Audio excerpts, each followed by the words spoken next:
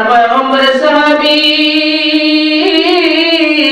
যখন দেখলেন গড়াগড়ি করে কান্না করে যুবকের হাত ধরে বলে, যুবক রে, কেন তুমি কান্না করো? তোমার কান্নার কারণটা কি রে যুবক? এইবার বলে বদল মুসলিম এইবার ডাক দিয়ে বলে, হযরত ওমর, আমি আপনারে বলবো না, আমি পয়গম্বরের আরবীর কাছে বলবো। সুবহানাল্লাহ, আমি পয়গম্বর রহমাতুল আলামিনের কাছে বলতে চাই। আল্লাহর পয়গম্বরের কাছে যখন হযরত ওমর ওই যুবকের কান্না দেখা কান্নায় ভেঙে পড়েছে, মাত্র 5 মিনিট সময় বাজান। এর মধ্যে আপনি কি পরিমাণ গুনাহ করেছেন? আপনার গুনাহ ওই যুবকের চাইতে বেশি হয়ে যায় নাই। ওই যুবকের যদি আল্লাহ ক্ষমা করে দিতে পারে, আমাকে আপনাকে আল্লাহ ক্ষমা করে দিবে, এতে কোনো সন্দেহ নাই। এর নবী উম্মতের দলে ইমান আল্লাহর পয়গম্বরের প্রিয় সাহাবী হযরত ওমর নবীজির কাছে যায়, বলে কাঁদতে কাঁদতে যায়। আল্লাহর পয়গম্বর ডাক দিয়ে কয়, ওমর, তুমি কেন কাঁদো? তুমি তো কাঁদার মানুষ না, তোমারে কেউ কোনো কথা দিয়ে আঘাত করছে, তুমি কেন তো কাঁদো? হযরত ওমর ডাক দিয়ে কয়, নবী আমার, একজন যুবক মানুষ দেখলাম, সে এত বেশি কান্না করে, এত বেশি কান্না করতেছে, গড়াগড়ি করে কান্না করে। আমি জিজ্ঞেস করলাম, যুবক, কি কারণে তুমি কান্না করো, আমারে বলো। এইবার যুবক কয়, ওমর, আমি আপনার সাথে বলবো না, আমি পয়গম্বর আরবীর সাথে বলবার চাই।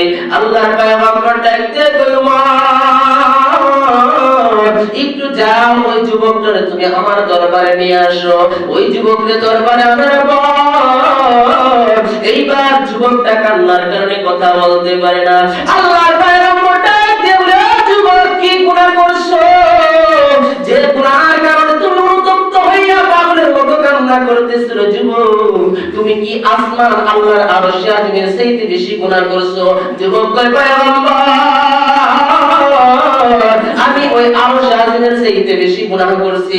আল্লাহর পয়গম্বর ডাক দিয়ে, যুবক, তুমি কি আসমান জমিনের চাইতে বেশি গুনাহ করছো?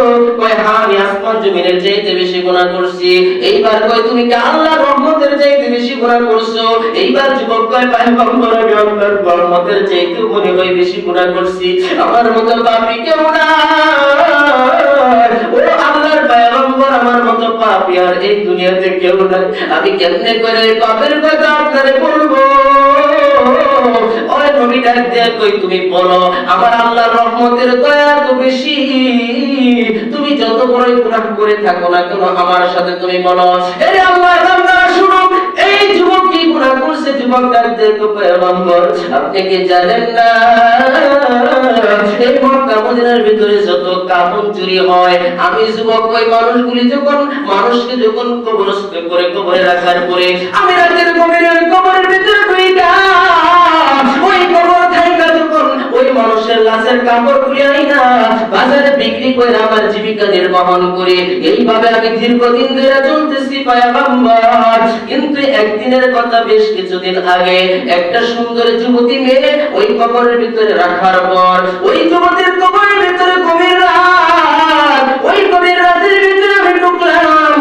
ঢোকার পর যুবতীর এত সুন্দর চেহারা, এত সুন্দর চেহারা, আল্লাহর পয়গম্বর, আমি আর আমার নিজেকে কন্ট্রোল করতে পারলাম না, আমি ঠিক রাখতে পারলাম না, শয়তানের ধোঁকায় পড়ে ওই মৃত যুবতীর সাথে আমি জিনা করে ফেললাম। নাউজুবিল্লাহ।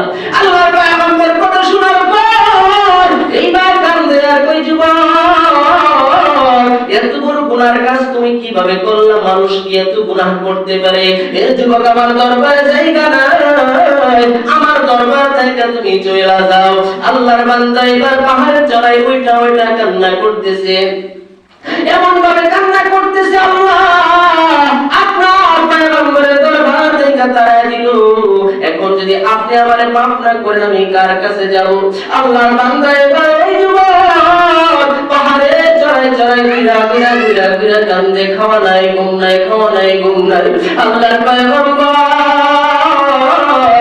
জামানায় সেই যুবক ঘুরা কান্দে আর কান্দে চোখের নিচে তা হয়ে যায়, শুকায় একেবারে কঙ্কালের মতো হয়ে যায়। ওই যুবক শুধু বলতেছে, আমি কি করলাম?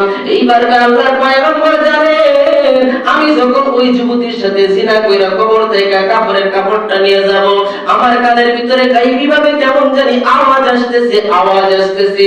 আমার মনে হয় যুবতীটা বলতেছে, আরে আল্লাহর বান্দা যুবক, এমন তোমার ভিতরে কি আল্লাহর ভয় নাই? ওই কবরের ভিতরে কি তুমি আসবা না রে যুবক? আমি